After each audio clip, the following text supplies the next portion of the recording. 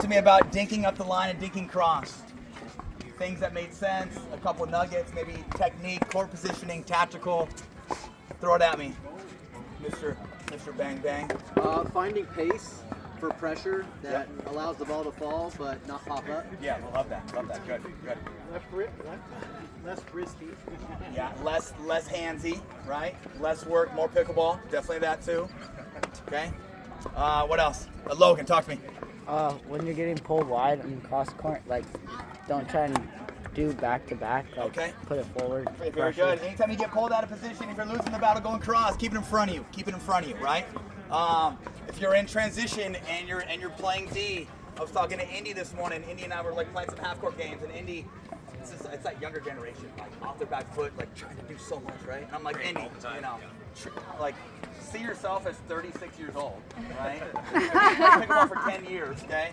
All I know is that when I'm on defense, I go tip down and I keep it in front of me, whether I'm there or I'm back here. Okay, plain and simple. No need to create if you don't have time or you don't have your slot. Okay, and create meaning, I guess, create angle or create spin, right? Okay. K-Mac, can I get you in front of here? Nick, we got Nick poking and lobbing. Okay, like it. We got Brandon using the little poke as well. Okay. So I was telling these two guys, both these guys love to use their hands, and I would say they're probably more counterattackers, right? Not with or they don't have a whole lot of offense. But no, K-Mac said this the best. You can hit a C- speed up if you have A+ hands. Right? Let me say that again. You can hit a D+ speed up if you have A+ hands. What does that mean? Be ready for the counter. Yeah, clean it up. You can clean it up, right? Yeah. Start it and clean it. Okay. If you love your hands, know that your speed up doesn't have to be great. Just get it, put it down an alley, or just get it going down a path where you're using your strength. If you love your hands but you don't like a whole lot of offense, I was telling these guys they don't know how to hit a roll volley. That's fine. Poke this thing and then use the hands from there, right? But you don't have to like really figure this one out if you can just trust that you can kind of poke and then really just ignite your hands. Okay? Yeah. Okay, back to the baseline here. Drive or drop, what do you think? Drip. What's up? Drip. Drip. Always the drip. Baby. Drip it in there. And you're only allowed to drip once you've made 10 drops in a row without spin. Got it. Okay? Okay. When I can make 10 of these honeys under pressure, 9-all, playing Mr. Johns, okay, then I will start to hit a ball more like that, okay? Okay.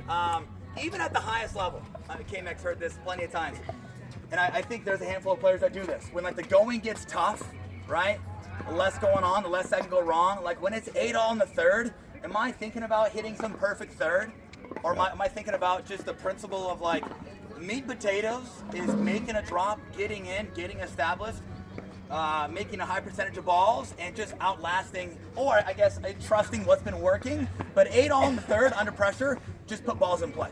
Like I don't have to hit this linear perfect drop. Okay? Right. Okay.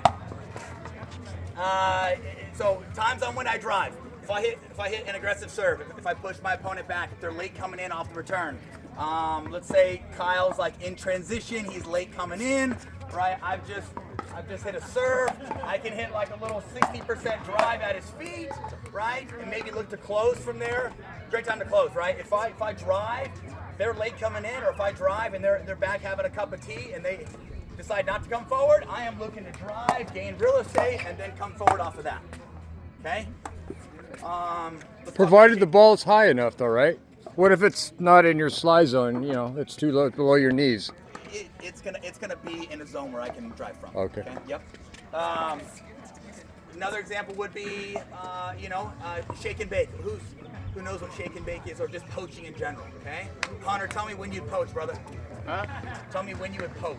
When you drive and then they pop it up to or when they try to hit it to your partner and then you poach and take it. Perfect. Okay. Maddie, if you don't mind. Okay. So let's say K-Mac is he's either there or he's up and established. Doesn't matter, right? Definitely if he's in transition, right? Matt should be coming in with me.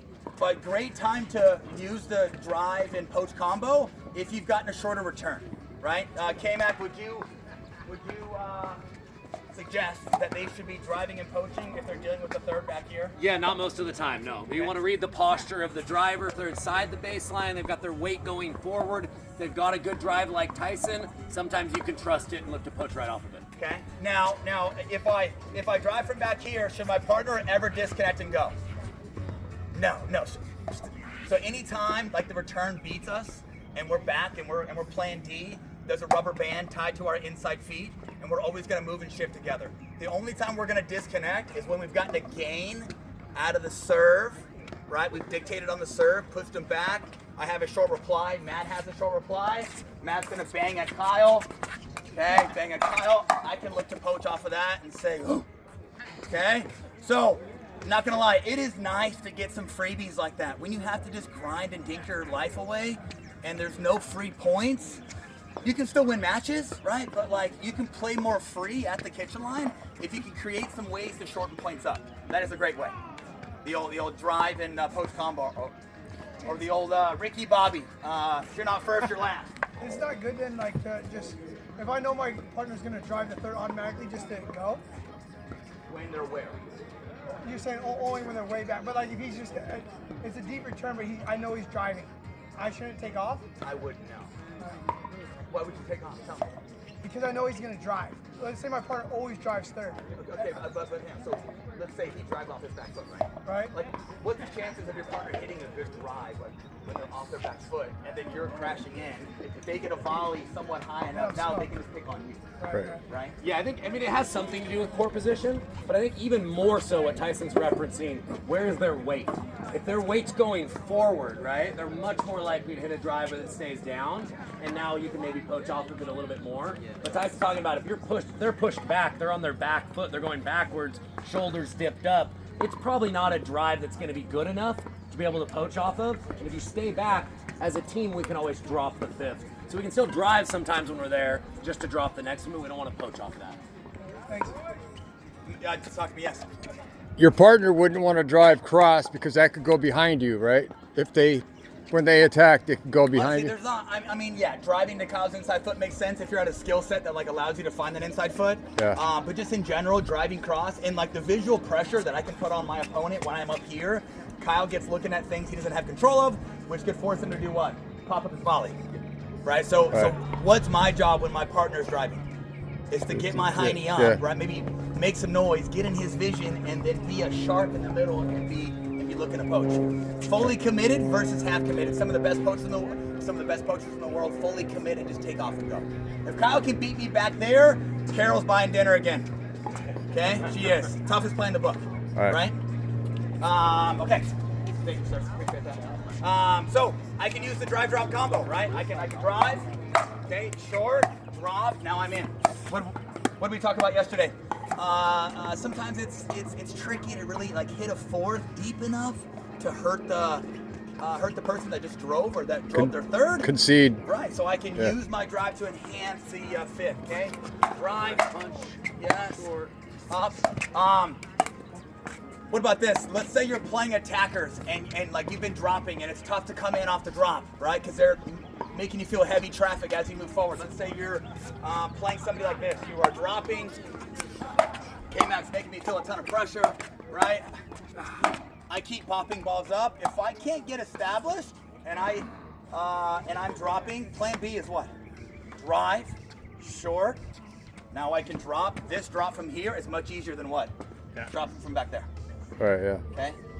Any other example? I just think, piggyback on that, if you're not a player who's super confident in transition, Yeah. a lot of times the drive-drop combo makes your shot in transition just like an extended dink, where if you're dropping, even if it's a good drop, it often just gets you halfway, and then you've had to block or dig a tougher ball the traditional way. So if you have a good drive, but you're not great in transition, think about using that drive-drop combo as an alternative way to get forward more than just dropping right away. I like it. So anytime that we're hitting a drop, it's like an elongated dink, right? All the technique that I showed here, it's identical to this.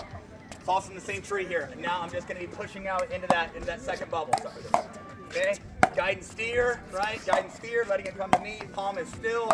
palm is still, letting it come to me. I can keep my feet still, or if I want, I can take a little step in. There's not one way. My partner, Max Freeman, I'm not gonna lie, like Colin and Max are doing this. Do you ever teach that? I do sometimes. I just do it naturally once in a while. Yeah, we're all So set yeah, with the same if I am gonna step forward, I kind of like the outside foot, right, to step forward. There's certain people that go inside foot too. Honestly, I'm a huge believer of there's not one way. So I know that if I don't have time, I'm letting it come to me. If I have a bit more time, Kyle hits a little softer one. Oh, sorry, Okay? sorry. Maybe I step in, Kyle hits a little softer one. Maybe I step in, then I can move forward. Okay, what am I looking for as I come forward? I'm Face. looking for a K-Mac to chase trash, even though this guy is not known to be trashy. Or I'm looking to maybe see if he's taking a ball from down here, if his head drops. If he's looking at small picture, I need to get my butt where? Forward, okay? As I come forward, take a look. I'm coming, split, drop, now I'm in. Just make sure that you're breaking down as you're in transition. Raise your hand if you are a golf junkie like Ethan and myself. Oh man, not enough. Not enough. Nick, tell me, would you ever hit a putt in golf as you're walking? No, I guess that. All right, there we go. So, anytime we're in transition, same thing, right? I drop, okay? I'm not gonna walk through this puppy, okay? Feet are still, all of your power, all of your control comes from the ground up. Use those shock absorbers. Drop, sit my hiney down, hiya, sit my butt down, now I'm up, okay? You can play good defense by lowering your center of gravity, keeping the hand position still, and tip down, okay? If you like to add spin from here, great. Use it only if you have time, right? I love to roll my forehand drop. I also like to slice my backhand drop, and it goes with the same up here, right? I slice my backhand dink, I slice my backhand drop. I roll my forehand dink, I roll my forehand drop. If you have a skill set up here that you love, use that back there. Right? Same look, right? But up here, it's more first bubble, short and tight. Back there, it's more second bubble as far as length. Okay? Drills. K-Mac, did I miss anything? I think you got it. Yeah, you got everything. Last little thing. If K-Mac hits an overhead at me, he pops an overhead. Should I? Again, he pops an overhead at me. Should I try to hit some perfect drop back, even though that wasn't too shabby? Okay? What at like the higher level now, what are we seeing when pace comes at somebody? Whether it's a deep return with pace or it's an overhead with pace. Drive back, right? Drive back, okay? So I pop this honey up, drive, sorry. Pop it up, Kyle gave me too much pace. Okay, drive, drop, now we're forward, okay? So that fly rule does not apply back there. If you're off balance, if you're in deep waters, drive away, right? Drills. Start off here, just making 10, okay? You can make 10 by guiding his